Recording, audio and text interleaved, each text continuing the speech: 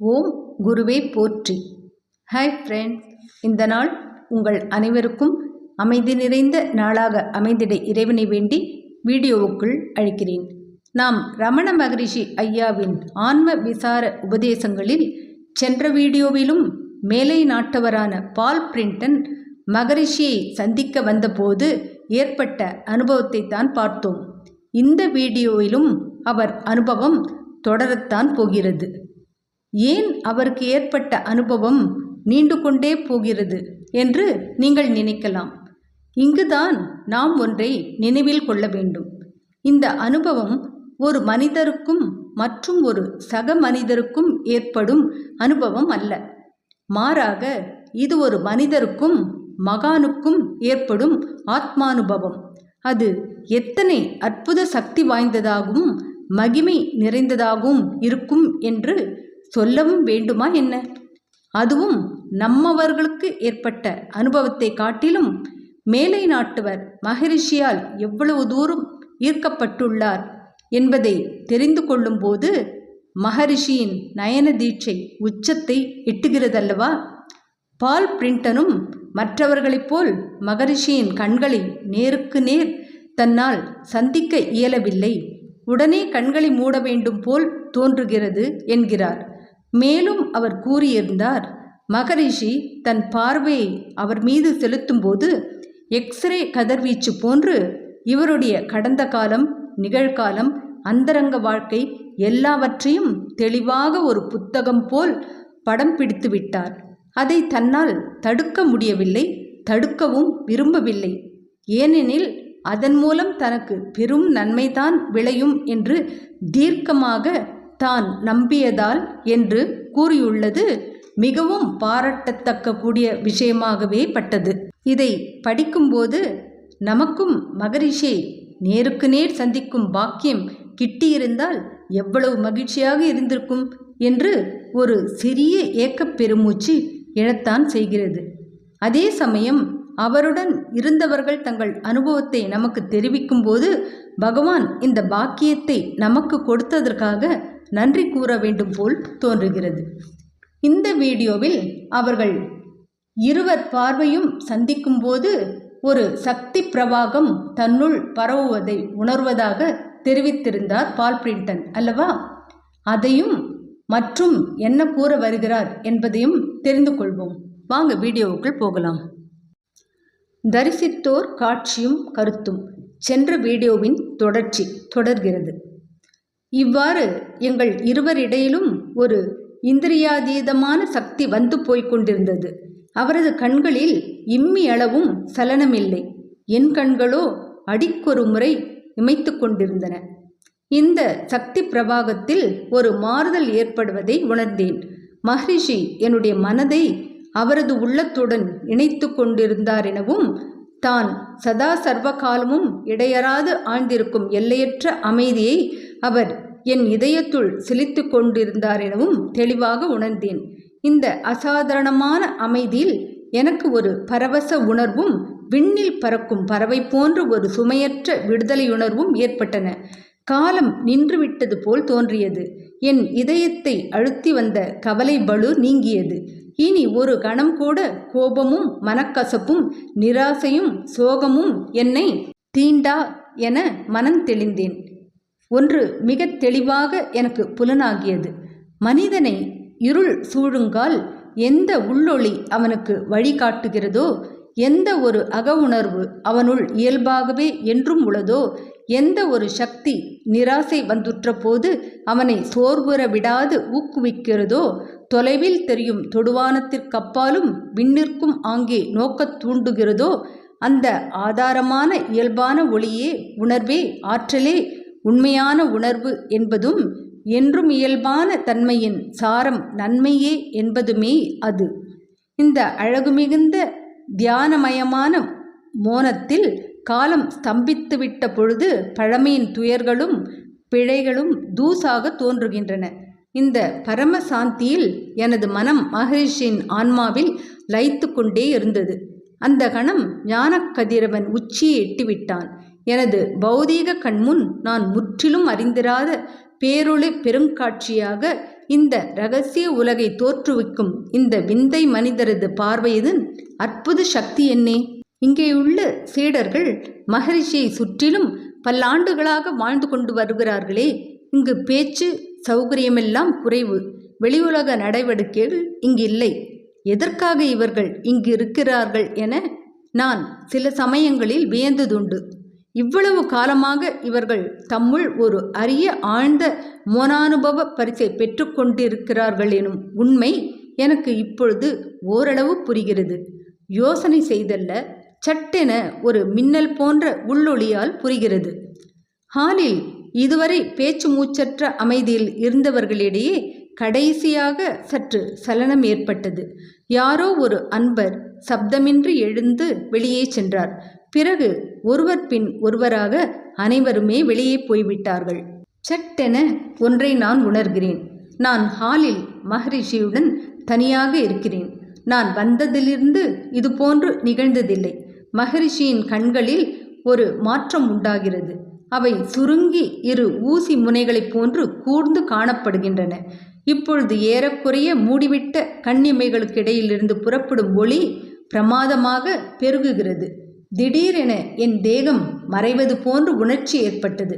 நாங்கள் இருவரும் விண்வெளியில் இருக்கிறோம். இது திசை மாறும் முக்கியமான கட்டம். நான் தயங்கினேன். என்னென்னவோ மாயாஜாலம் போல் புரிந்து என்னை மயக்கும் இந்த மாயாவியின் மந்திர கட்டிலிருந்து வெளியேற தீர்மானித்தேன். தீர்மானம் ஆற்றல் தந்தது. மறுபடியும் இந்த தேகத்துடன் ஹாலில் இருக்கிறேன். மகரிஷியை நோக்கி சிரம் தாழ்த்தினேன். அவர் அதை மௌனமாக ஏற்றார். இந்த மனிதர் எல்லா பிரச்சனைகளிலிருந்தும் விடுதலை பெற்றுவிட்டார். அவரை எந்த துன்பமும் தீண்ட முடியாது. நடுநடுவில் பகல் உணர்வுக்கு பிறகு மகரிஷி திடுதிப்பென என்னை பார்க்க என் குடிசைக்கு வருவார். இந்த வாய்ப்பை விடுவேனா? இதுவரை கேள்வி கேட்டது போதாதென்று மேலும் கேள்விகளை தொடுப்பேன். அவர் பொறுமையாக விடை தருவார். முழு வாக்கியங்களாக அவர் பேச மாட்டார். சொற்றொடர்களை விட சொல் துண்டுகளாகவே இருக்கும். சூத்திரம் போன்றது அவர் பேச்சு. அவர் பேச்சிலிருந்து ஒரு சொல் குறைக்க முடியாது, மாற்ற முடியாது. அவ்வளவு சொல் சிக்கனம், ஆழம். ஒருமுறை நான் ஒரு சந்தேகத்தை எழுப்பிய பொழுது அவர் பேசவில்லை. அவர் பார்வை வெளியே சென்று நிலைத்தது. வெளியே அடர்த்தியான காடுகளின் நடுவே தோன்றி வெகு தூரம் தொடுவானம் வரையில் நிற்கும் குன்றுகளை நோக்கியவாறு அவர் அசையாமல் அமர்ந்திருந்தார். நிமிடங்கள் பல கழிந்தன. மகரிஷி உடல் அளவில்தான் என் அருகில் இருந்தாரே தவிர அவரது கவனம் தொலைவில் கண்ணுக்கு புலப்படாத பௌதீகத்தை கடந்து ஒரு சூட்சமத்தில் லயித்திருந்ததோ அல்லது ஏதோ ஒரு அகமுகமான காரியத்தில் ஈடுபட்டிருந்ததோ யாரோ அறியவல்லர். என் கேள்வி அவர் காதில் விழவில்லை என்றே முதலில் நினைத்தேன். ஆனால் அங்கெழுந்த ஒரு சக்தி வாய்ந்த மௌனத்தை என்னால் கலைக்க முடியவில்லை. கலைக்க விரும்பவும் இல்லை. எனது பகுத்தறிவிற்கு அப்பாற்பட்ட ஒரு சக்தி என்னை சூழ்வது கண்டு திகைத்தேன். மெல்ல மெல்ல நான் அதில் செயல் இழந்தேன். இந்த தன்னை மறந்த நிலையினூடே எனக்கு ஒரு உண்மை தெளிவாகலாயிற்று. சிந்தனை என்பது ஒரு முடிவில்லா விளையாட்டு. அதில் எண்ணி பார்க்க ஒண்ணா எண்ணங்கள் விரிந்து கொண்டே போகின்றன. இந்த விளையாட்டு அசைவுகள்தான் நான் கேட்கும் கேள்விகள் எல்லாம். என்னுள் எங்கேயோ வற்றாத ஞான ஊற்று ஓடிக்கொண்டிருக்கிறதென்றும் எனது சத்திய வேட்கையை தணிக்கும் நீரை அது தரவல்லதென்றும் கேள்வி கேட்பதிலேயே நேரத்தை செலவழிப்பதை விட எனது நிஜஸ்வரூபத்தை உணர்த்தும் ஆன்ம வித்தையை பழகுவதே நன்று என்றும் எனக்கு புலப்பட துவங்கியது. எனவே பேச்சை அடக்கி பொறுமையுடன் காத்திருந்தேன். இவ்வாறு ஒரு அரை மணி நேரம் போல் கழிந்தது. மகரிஷி சற்றும் கண்ணிமையாமல் நேரே எதிலேயோ தன் பார்வையை பதித்திருந்தார். அதில் சலனமே இல்லை. நான் இருப்பதை மறந்துவிட்டார் போன்று தோன்றினாலும் ஒரு விஷயம் எனக்கு இம்மி அளவு கூட ஐயமின்றி தெளிவாயிற்று. இப்பொழுது சட்டென நான் உணர்ந்த உன்னதமான அனுபவம் எதற்கும் கலங்காத இந்த விந்தை மனிதரின் ஆன்ம சக்தியிலிருந்து புறப்பட்டு என்னுள் பரவிக்கொண்டிருக்கும் கதிர்வீச்சின் ஒரு அலையே. மகரிஷியை கவனமாக பார்க்கிறேன், விசாரம் செய்கிறேன். படிப்படியாக ஒன்று தெளிவாகிறது. புராதனமான ஒரு காலத்தில் மனிதர்கள் ஆன்மீக உண்மையை கண்டறிவதில் நாம் இன்று ஒரு தங்க சுரங்கத்தை கண்டுபிடிப்பதில் இருப்பது போன்று அவ்வளவு தீவிர நாட்டம் கொண்டிருந்தார்களே, அந்த மனிதர்களை சேர்ந்தவரே இவர். நாளுக்கு நாள் எனக்கு மற்றொரு உண்மை மேன்மேலும் உறுதியாக புரிகிறது. இந்த சந்தடியற்ற ஏதோ ஒரு மூலையில் மறைந்திருக்கும் இந்த தென்னிந்திய ஊரில் ஏதோ ஒரு சக்தி என்னை இந்திய நாட்டின் ஆன்மீக அதிமனிதர்களில் கடைசியாக இன்று வாழ்ந்து வருபவர்களில் ஒருவரிடம் அழைத்து வந்துள்ளது. இன்று நம்மிடையே வாழும் இந்த முனிவரின் பரமசாந்த உருவத்தை காணுங்கால் அவரது தேசத்தின் பண்டைய ரிஷிகளின் உருவங்கள் நினைவுக்கு வருகின்றன. இவரது முழுமையும் நம் கண்களுக்கு புலனாகவில்லை என்றும் அவரது மிக அற்புதமான பகுதி புலன்களுக்கு அப்பாற்பட்டதென்றும் தோன்றுகிறது. அவரது ஆன்மா ஞானமயமானதென்று பார்ப்பவர்களுடைய உள்ளுணர்வு கூறினாலும் அது நமது அறிவுக்கு எட்டாததென்றும் தெரிந்து கொள்கிறோம். சில நேரங்களில் அவர் நாம் அறியாத ஒரு தனி உலகில் இருக்கிறார். வேறு சில சமயங்களில் அவரது அன்புமயமான அருட்சக்தி என்னை அவருடன் இரண்டர பிணைக்கிறது. மகரிஷி எனும் புதிரை இரகசியத்தை புரிந்து கொள்ள முயல்வதை விட்டு அவரை நான் கண்டவாறே ஏற்று அவரில் லயித்து விடுவதே அறிவு என்று போக போக உணர்கிறேன். ஆனால் மனித சிந்தனை மட்டத்திலிருந்து காணும் பொழுது அவர் புற உலகினின்றும் தனித்த நிலையில் இருந்தாலும் இந்த ஆன்மீக சூட்சமத்தை புரிந்து கொண்டு விட்டால் அக உலகில் ஆழப் புகுந்து அவருடன் ஆன்மீக தொடர்பு கொள்ள முடியும். அவரை சுற்றிலும் ஒரு உண்மையான இயல்பான மகிமையின் சக்தி மிக எளிதில் காணும் அளவிற்கு பரவியிருப்பினும் அவர் எவ்வளவு எளிமையாகவும் பணிவே உருவெடுத்தார் போன்றும் இருக்கிறார். அவர் பால் எனக்கு என்னையும் மீறி ஒரு பெரும் நேசம் பிறந்துவிட்டது.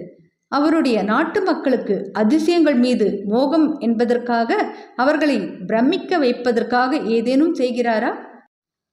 தந்திர மந்திரம் என்ற பேச்சு உண்டா அவரிடம்? சித்தி ரித்தி என்பாரா?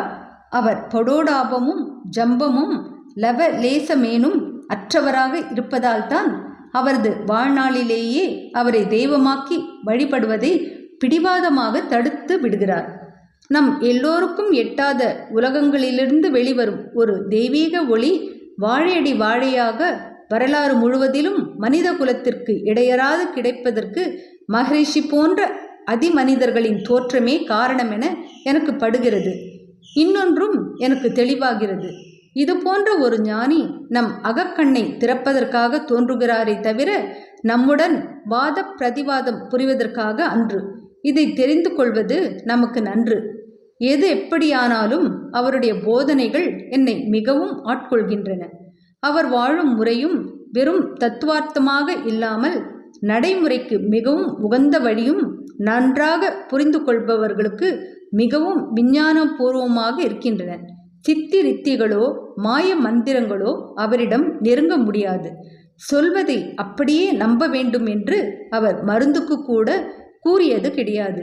மகரிஷியை சுற்றிலும் நிலவும் சூழ்நிலையின் உன்னதமான ஆன்மீகத்தின் ஒரு சிறு பகுதி போலும் அதோ தெரியும் கோயில் இல்லையே. அவர் போதனையில் தெரிந்து கிடக்கும் பகுத்தறிவு பூர்வமான ஆன்ம விசாரத்தின் ஒரு மெல்லிய எதிரொலி அக்கோயிலின் வெளிகளில் கேட்டாலே பெரிது. கடவுள் என்று சொல்லை கூட அவர் அரிதாகவே பயன்படுத்துகிறார். எத்தனை பேருடைய ஆன்மீக யாத்திரைகள் வேண்டாத கோட்பாடுகள் சர்ச்சைக்குரிய மனதை குழப்பும் தத்துவங்களின் சூழல்களில் சிக்கி சின்னாபின்னமாகி இருக்கின்றன. மகரிஷி காட்டும் வழியில் இந்த ஆபத்துகள் ஏதும் இல்லை. ஒருவன் எந்த புராதனமான அல்லது நவீனமான கோட்பாடுகளை கடைபிடித்தாலும் அல்லது நம்பிக்கைகளை கொண்டிருந்தாலும் சரி, அவன் எளிதில் கையாண்டு முடிவில் அதன் மூலம் உண்மையான ஆத்ம ஞானம் பெற தகுந்த ஒரு சரளமான ஆத்ம விசார மார்க்கத்தையே அவர் போதிக்கிறார். படோடோபமின்றி பிறர் கண்ணுக்கே மிகவும் புலப்படாமல் மௌனமாக இடையராது தனது அருட்சக்தியின் கதிர்களை பாய்ச்சி துன்புற்ற உள்ளங்களின் புண்களை ஆற்றுவதே மகரிஷியின் வழி என்பது எனக்கு மெல்ல மெல்ல புரிகிறது. புலன்களை கடந்த இத்தகைய ஒரு சூட்சமமான தொடர்பு நிகழும் இரகசியத்தை ஒரு நாள் விஞ்ஞானம் ஆராய்ந்தறிய முன்வர வேண்டியிருக்கும். இவ்வாறெல்லாம் ரமண தரிசன மகத்துவத்தால் தமக்கு நேர்ந்த உன்னதமான அனுபவங்களையெல்லாம் வெகு சுவையாக ஒரு நாவல் போல் எழுதியிருந்தார் பால் பிரிண்டன். அவரது புத்தகம் ஐரோப்பியர் பலரிடம் நல்ல ரமண தாக்கத்தை ஏற்படுத்தியது. அவர்களில் ஒருவரான சாது அருணாசலா எனும் மேஜர் சாட்விக் என்ற ஆங்கிலேயர் மகரிஷியை முதலில் தரிசித்ததும் தம்முள் எழுந்த எதிர்வினையை பற்றி சொல்கிறார். நான் முதலில் ஸ்ரீ பகவானது சந்நிதிக்கு வந்தபோது ஏற்பட்ட உணர்ச்சிகளை பற்றி சொல்ல முயற்சிப்பது கடினமாகும். அவர் சந்நிதியில் அபாரமான அருளார்ந்த அமைதி நிலவுவதை உணர்ந்தேன். மேலும் ஸ்ரீ பகவானை முதன்முறையாக சந்திப்பது போல் எனக்கு தோன்றவில்லை. அவர் ஏற்கனவே எனக்கு அறிமுகமானவர் போன்றுதான் தோன்றிற்று. ஏதோ பழமையான உறவை புதுப்பித்தது போன்றும் இருக்கவில்லை.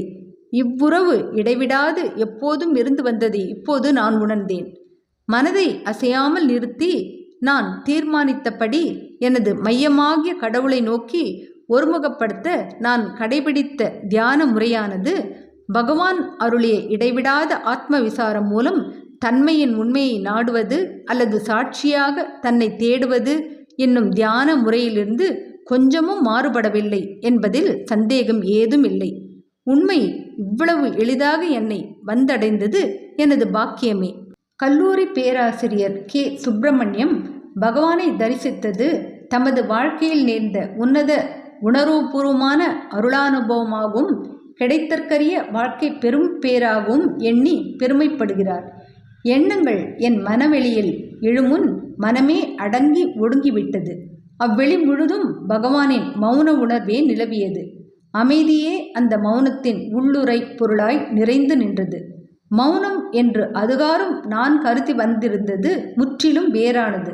அந்த மௌனமானது பின்னர் தொடர்ந்து பேச தெம்பு திரட்டுவதற்காக பேச்சை சற்று நிறுத்தி வைப்பது, மற்றவர்கள் செவிக்கு எட்டாத ஓர் உள்ளச் சலசலப்பு, தரிகெட்ட எண்ணத் தொடர்பு, இவையே நாம் முன்னறிந்த மௌனம் நான் உணர்ந்தது. ஆயினும் அதற்குள் வாழ்க்கை பேறு பெற்றுவிட்டேன். அதன்பின் மௌனத்தையும் தனிமையையும் குறித்து அஞ்ச வேண்டாம். நிர்வாணம், சூன்யம் என்ற சொற்கள் பயபக்தியோடு வரவேற்கத்தக்கவை. தடுமாறி பதற தேவையில்லை என்று கண்டுகொண்டேன். அலகாபாத் பல்கலைக்கழக பேராசிரியர் எம். ஹபீஸ் சையது பகவானின் தரிசனமும் சொற்களும் தமது சமய நம்பிக்கைக்கு உறுதியும் வளமும் தந்தன என்பதோடு அவை இன்றைய விஞ்ஞான போக்கிற்கு, குறிப்பாக மனவியலுக்கு ஒப்பிய அனுபவமாக அமைந்துள்ளது எனவும் தெரிவிக்கிறார். அவர் போதித்த எளிய தெளிவான கலப்பற்ற மெய்விளக்கம் அவரது அன்றாட ஒழுக்கத்திலேயே ஒளிமயமாய் பிரதிபலித்து வாழ்க்கையின் மறைபொருளை வெளிப்படுத்தும் திறவுகோலாக உதவுகின்றது. சமூகம், அரசியல், சமயம், பொருளாதாரம் முதலிய துறைகளில் இன்று நம்மை எதிர்நோக்கும் பல சிக்கலான பிரச்சனைகளை நடைமுறையில் தீர்த்து விடுகிறது. ஆயினும் அருணை மாமுனி ஒரு கொள்கையை பரப்பும் போதகரோ மத பிரசாரகரோ சீர்திருத்தவாதியோ அல்லர். உண்மையில் அவர் ஓர் ஆன்மீக விஞ்ஞானி. விஞ்ஞான முறையை கைப்பிடித்து உள்ளுணர்வு திறமையால் பகுத்தறிவுக்கு அப்பாலுள்ள வாலறிவை ஆராய்ந்து மெய்ப்பொருளை காண வழி செய்து தந்துள்ளார். தமதேயான தன் முயற்சியால் முனைந்த உன்முக நோக்கால் ஆத்மபோதம் எய்தினார். தற்கால விஞ்ஞானி ஓர் உண்மையை கண்டுபிடிப்பது அவனுக்காக மட்டுமா? இன வேற்றுமை, தேசிய வேற்றுமை யாதுமின்றி மனித குலம் முழுவதும் பயன் பெறுவதற்காக அன்றோ? தான் பெற்ற அறிவை பிறரும் பெற்று அது பொது அறிவு ஆவதற்காக அல்லவா?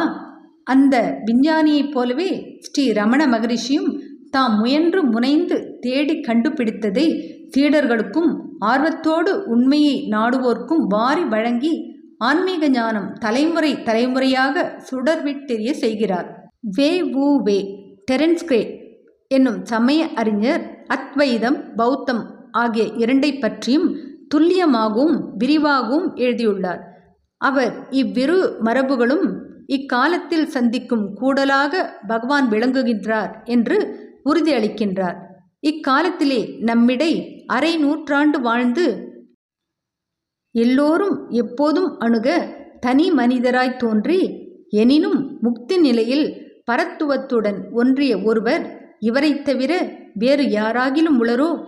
நம்மவர் நூற்றுக்கணக்கானவர்கள் இவரை இந்நிலையிலேயே கண்டிருக்கிறோம். இப்படி வேறு யாரை குறித்து கூற முடியும்? இத்தகைய சமகாலத்தவர் ஒருவரை நாம் பெற்று அவர் சொல்லையும் வாழ்க்கை முறையில் அச்சொல்லை செயலாக்கியதையும் நோக்கி திருமறை நூல்களிலே காணப்பெறும் சொல் செய்திகளோடும் பண்டைய கால மெய்ஞானிகளோடும் இவற்றை ஒப்பிட முடிகிறதே, இது என்ன ஆச்சரியம்! திருமறை நூல்களையும் அவற்றின் வாக்கியங்களையும் பகவானிடத்தில் மட்டுமே மாற்று பார்க்க முடியும்.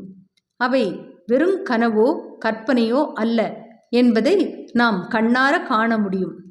ஆர்தர் ஆஸ்பர்ன் ரமண தரிசன காட்சியில் தமது கருத்தை அழகாக பதிவு செய்கிறார். மகரிஷி மஞ்சத்தில் சாய்ந்திருந்தார்.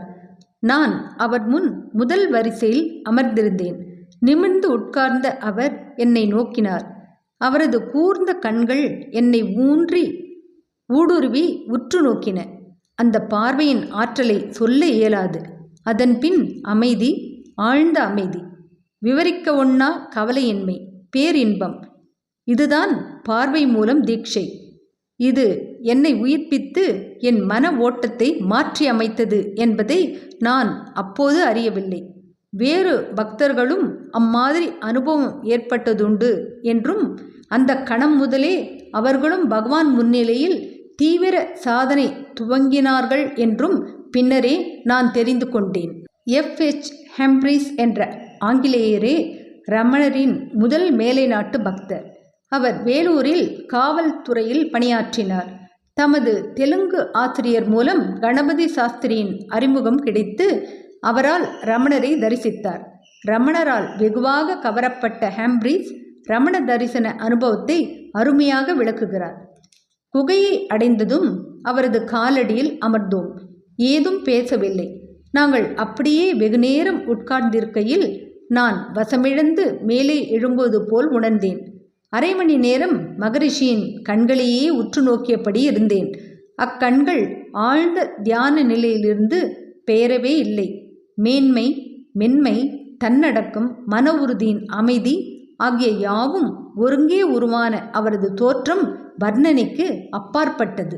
இவ்வாறெல்லாம் பகவானை தரிசித்த எல்லோரும் பல்வேறு அனுபவங்களுக்கும் மாட்சிமைகளுக்கும் மகிமைகளுக்கும் ஆட்பட்டிருக்கிறார்கள். அவர்களில் சொல்லத் தெரிந்தவர்களும் எழுத முடிந்தவர்களும் தங்களது இந்த நிலைகளை மற்றவர்களுக்கு தெரிவித்திருக்கிறார்கள். எழுத்திலே பதிவு செய்திருக்கிறார்கள். அத்தனை சிறந்ததாகவும் அளவிடற்கரிய புனிதமும் புண்ணியமும் நிறைந்ததாகவும் விளங்கி பக்தர்களின் வாழ்க்கையிலே ஆன்மீக வளம் சேர்த்தது ரமண தரிசனம். அடுத்த வீடியோவில் ஒரு சுவாரஸ்யமான தலைப்பைத்தான் தெரிந்து கொள்ளப் போகிறோம். என்ன என்று கேட்கிறீர்களா?